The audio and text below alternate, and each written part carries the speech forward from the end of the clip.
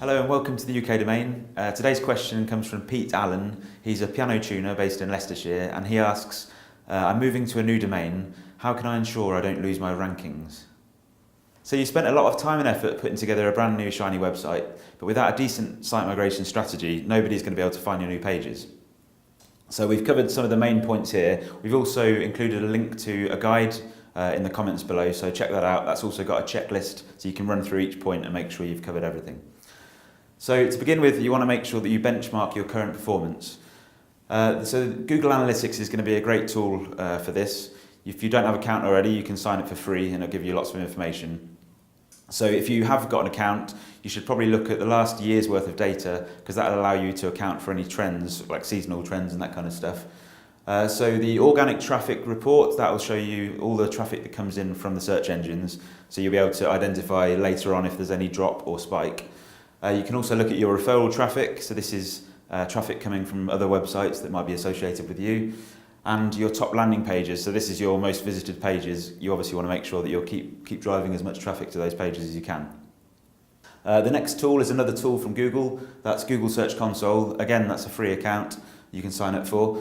If you've already got some historical data, you can look at the last 90 days worth of search queries. So using the Search Analytics tool, you can find out how many people have searched for you, what your top ranking keywords, what positions you've got, how many people have, the impressions you've had, so how many people have actually seen your search result within the SERPs. And you can also look at the keyword positions as well in there. So once you've got those keyword positions, you can check them for local results as well. So for Pete's piano tuning website, he's based in Leicestershire, so he might want to check for the term piano tuner and look where he ranks in Leicestershire, which is different for the rest of the UK because it's a local search listing. The next step you want to do is put together your page inventory. So you can do this quite easily by, it depends if you've got lots of pages, you might want to crawl your website using a tool like Screaming Frog. But if you've only got 5 or 6 pages, like in the case of Pete's piano tuning website, you can just list them out. And then you want to map those pages to the new ones. So you might have piano tuner repairs / piano tuner, and that might change to piano tuner repairs / piano tuning. And you just want to make sure that you've got the redirect in place for that.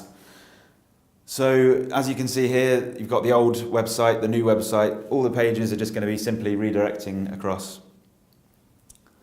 So moving on to the actual go live.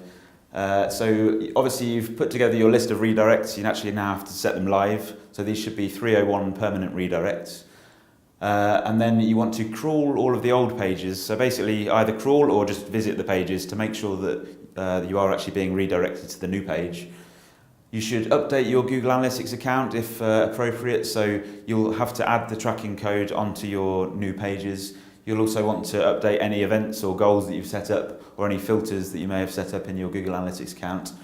You should create a new Google Search Console property for the new domain, and then through that you want to upload your new XML sitemap. And then you should check on your robots.txt file. So it's quite common if you're working on a new website, you might want to disallow all the pages while it's in the development stages. So you've just got to remember to remove that disallow statement, otherwise Google will never be able to visit it. And then update your links, so internal links. If you're just moving content straight across, make sure that they're pointing to the new pages. And then external links as well, so if you can get, or inbound links should I say, if you can get any of those updated, so you may have a friend of yours is linking to a web page, you could speak to him, ask him to update to the new web page. And then finally, if you've got any paid activity going on, so you might be running an AdWords campaign, just make sure that they're linking through to the correct pages. And finally, you want to check on how everything went, so you want to be monitoring the accounts. So to begin with, you should be looking at your traffic. You want to know if you've had any sudden dips. It can be expected to see a bit of a dip in traffic, so you probably want to leave it for a couple of weeks and wait for things to settle down.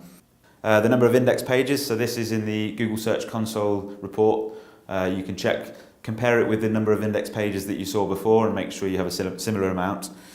Your sitemaps, so again within Google Search Console they've got a little tool in there. You can see how many pages you submitted via your sitemap and how many of those pages have actually been indexed, and it sometimes shows you if you've got a discrepancy or an issue between there.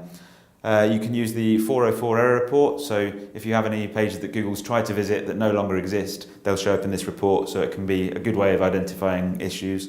And then finally, the search query report, keeping an eye on that, making sure that your rankings haven't changed and checking them against the benchmarking that you previously did. I hope that's answered your question. Thank you very much.